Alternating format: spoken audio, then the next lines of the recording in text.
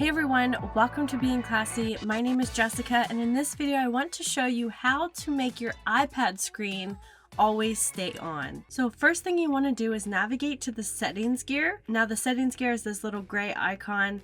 If you do not see it, I always suggest you can always scroll and then type into your app library settings and it will show up. Now once you're here, you need to navigate down to display and brightness.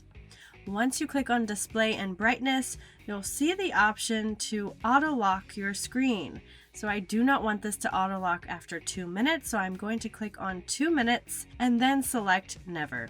Once I've selected never, my screen will always stay on. Now this isn't the best for saving your battery, but in certain instances, this is helpful and what you need.